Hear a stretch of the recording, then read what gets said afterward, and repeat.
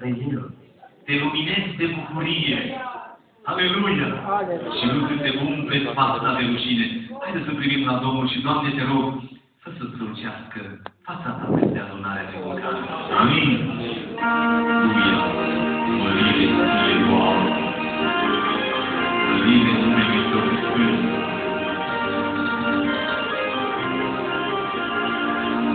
Aleluia! Refrenul îl aflăm la Psalmul 34, versetul 5.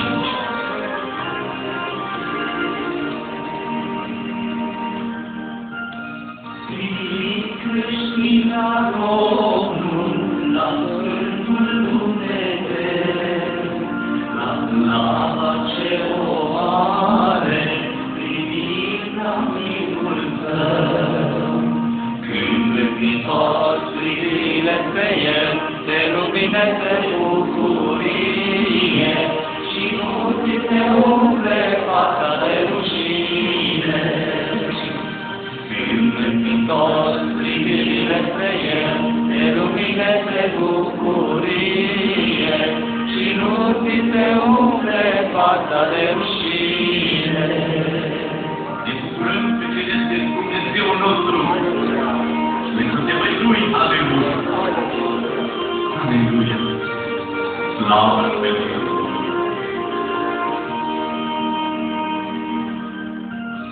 Privița lui Dumnezeu la tot ce a creat, privind ce da fi slavă, nimic nu-i de mirat.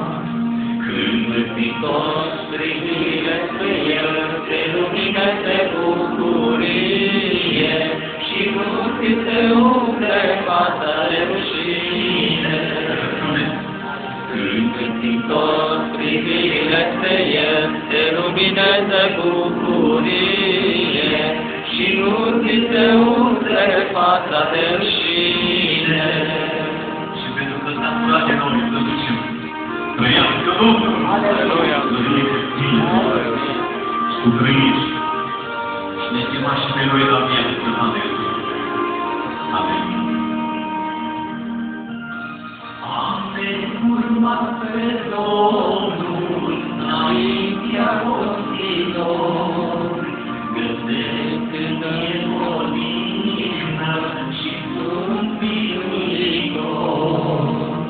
Când din toți privirile spre El, te lumineze bucurie, și nu ți se umple fața de rușine.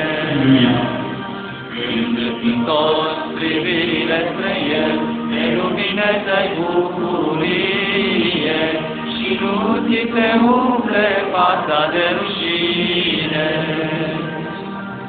Căci mie nu este rușine de Evanghelia lui Hristos, pentru că ea este puterea lui Dumnezeu, care dă mântuire. Aleluia! Un lucru cel potoare, mielite îl doresc, în casa ta o viață, aș vrea să locuiesc. Când din toți privirile spre El, te lumineze bucurie, și nu ți se umple fața de rușine. Când din toți privirile spre El, te lumineze bucurie, și nu ți se umple fața de rușine.